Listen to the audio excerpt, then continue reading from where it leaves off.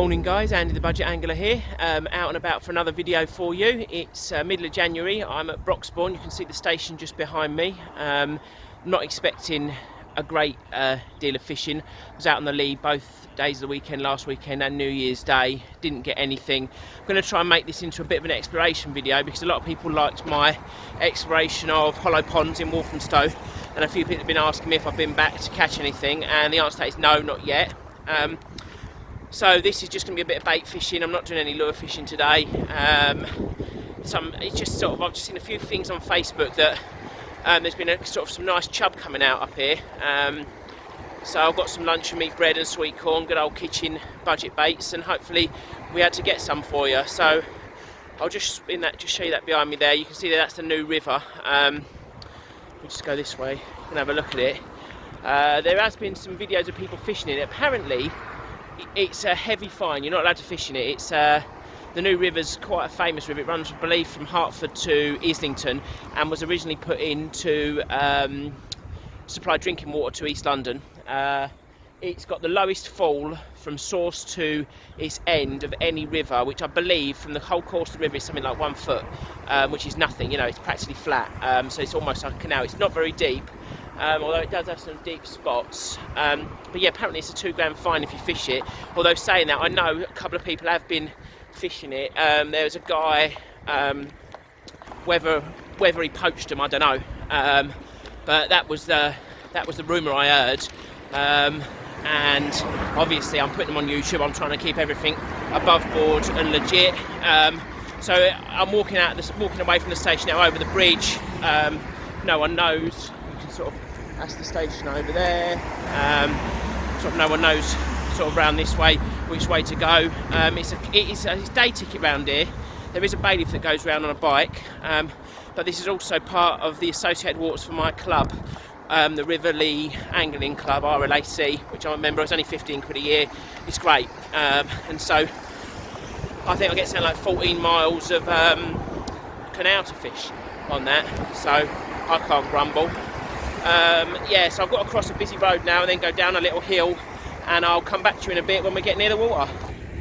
Apologies for the wind noise here, guys. It's blown a bit of a hoolie. It was absolutely clear earlier. Typically, wouldn't you know it?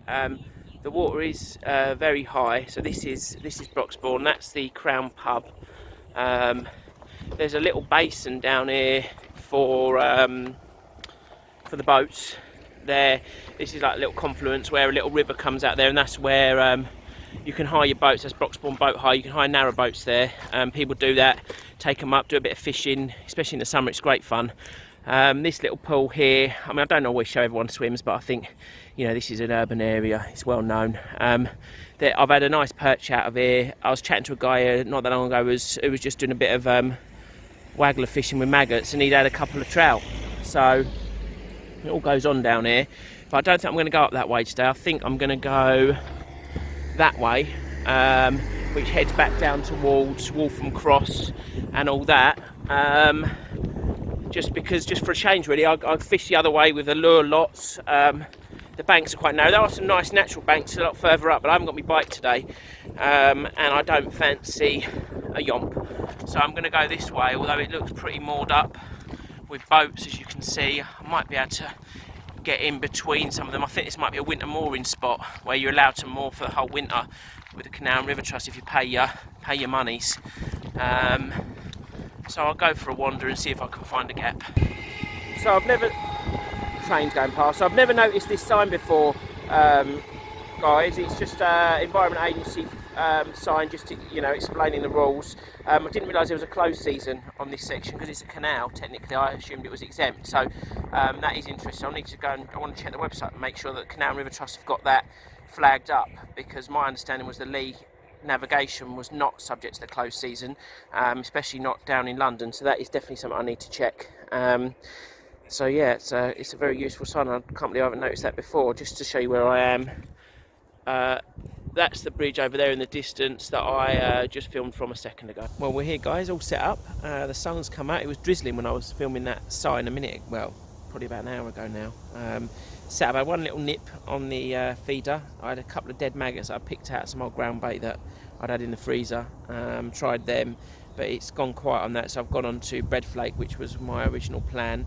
It's really mild actually, it really chilled down. The skies cleared last night, it was really, really cold, but pleased to say now the sun's come out, it's pretty mild, so fingers crossed we might get something. I'm planning to be here all day, so unless the rowers drive me off. I've had rowing boats that are going up and down, so I'm sort of fishing this side of the channel and to the middle, not the other side, and there's some nice platforms and boats and that I wouldn't mind casting to, but maybe we'll see if the rowers die down. I might have a bash at that a bit later, and of course the obligatory dogs. I've not done any bait fishing on this section of the canal or river, or canalised river it technically is, and so I've not sat for any length of time. I've always wandered with the lures, but yeah, now I've sat.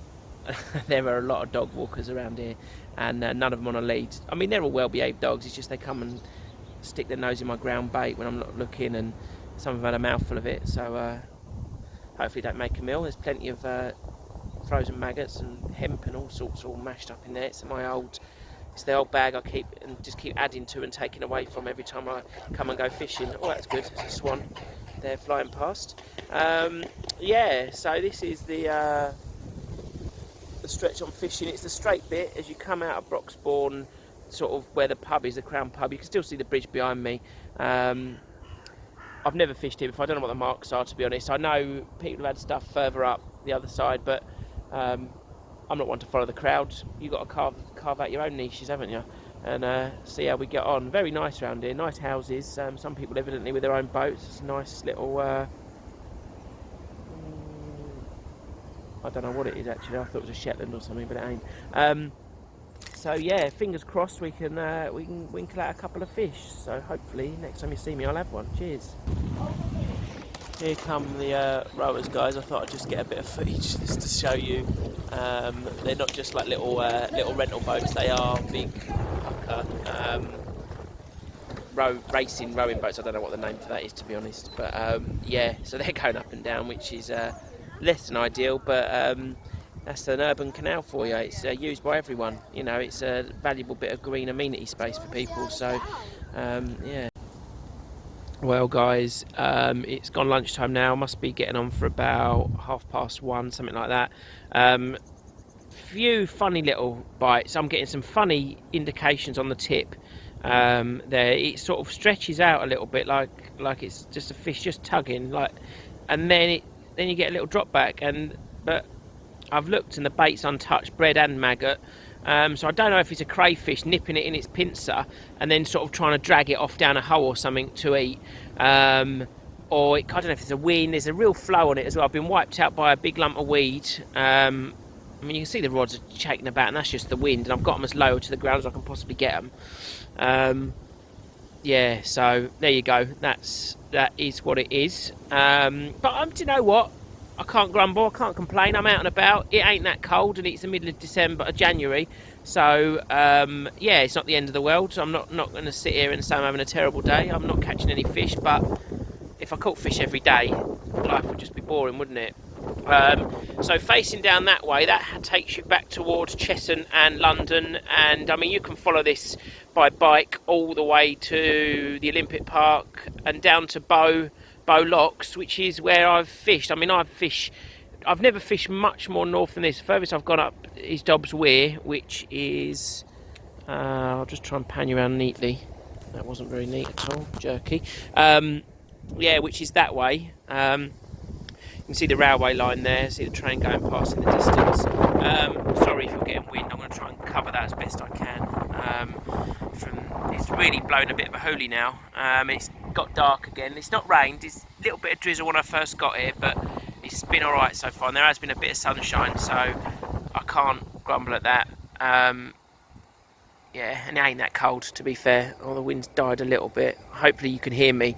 Yeah, and then if you follow that all the way up, you can go all the way to Hertford and Ware following this. I've cycled it when I go and visit my mum in Stevenage. I've cycled up to see her from Plaistow, and it's about 40 miles. I think it's 40 miles on the dot, actually, door to door.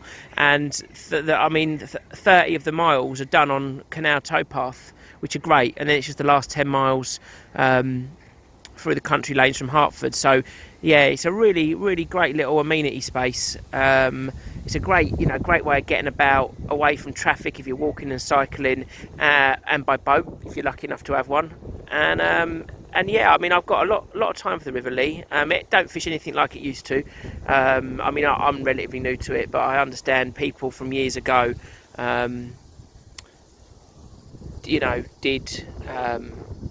did catch a lot of fish. I'm just conscious now you've just been staring at that one scene while I chat away for ages, so it's probably getting a bit boring for you, so I'm gonna let you go. Cheers. I'm not sure if you're gonna get any movement on this now I'm filming it. It's typical. It's been I don't know if that's perceivable on the video, but I've actually worked out what it is now. It's leaves.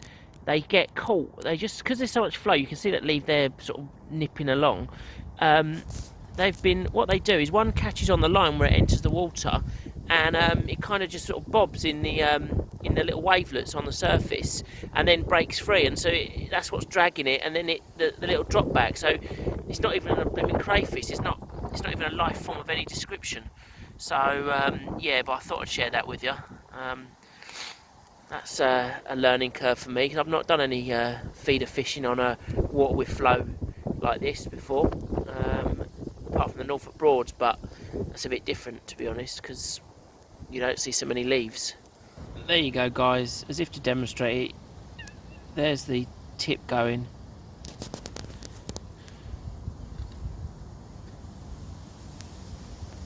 And there's the culprit there, poxy leaf.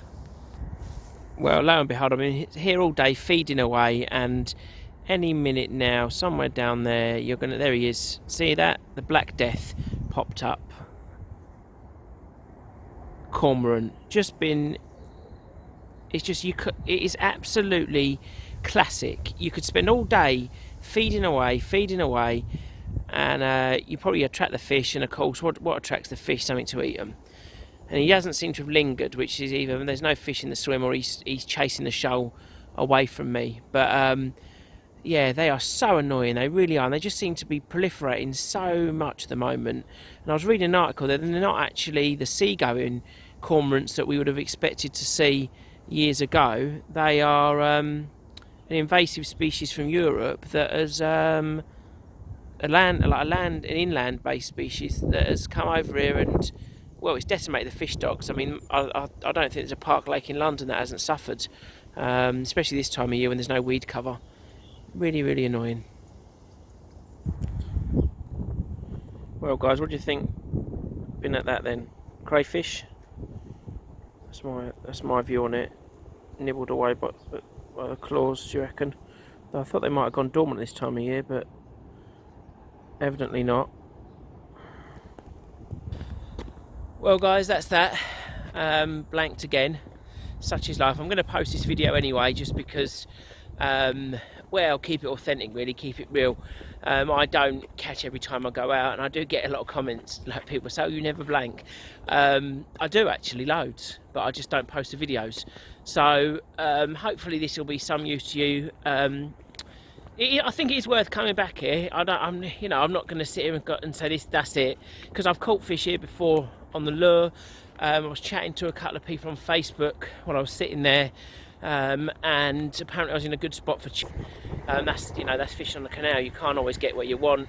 They're not set pegs. There are people, bikes, dogs all going past, but I've had a nice day actually. It hasn't been too cold. Bought me lunch, had a flask of tea. Yeah, so I can't knock it. Better than sitting in. So I'm going to do another one of these exploration videos tomorrow. I'm going to fish a park lake tomorrow, right near where I live. So that should be quite interesting. So I'll make sure this video goes out before that one, and hopefully we'll have a catch there. There's a little interesting backstory with that, where it was a club, but apparently the club's collapsed and now it's not managed, and it's still stocked. So be interesting to see if we can get anything out. Although winter fishing's, it's a different ball game, isn't it?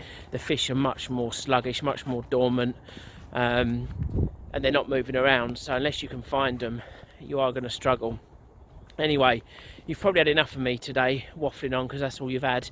So I'll leave you to it. Once again, just want to say thanks to all the people that have watched these and subscribed, in comments and all the rest of it. It's great fun sharing my hobby with you lot, and I think it's brilliant. And thanks to all the Facebook, Twitter and Instagram people as well who like my posts. Yeah, so that's great. There was something else I was going to say, but it's completely slipped my mind. No idea what that was going to be. So anyway, I'll leave it there then. Cheers guys, thanks, fish on. Just on the way back now, guys, finally. I've recorded the outro, but I just want to show you this. I've finished, but I'll show you the outro. So just a bit of a vista of the spot. That's where I was fishing up past those moored up boats. This is the little footbridge that goes over this little brook, which comes out here. There was just a cormorant just popped out of there, and and then went out there. You can see him over there actually. I don't know if you can make him out, right in the centre of shot there. So maybe he has found the fish. We'll see if he gets one. Anyway, yes, I just wanted to, so that was where I first started filming, that blue bridge there, and then I'm going to get to the top of that slope there, turn left and walk up the road to the station. There goes the Cormorant.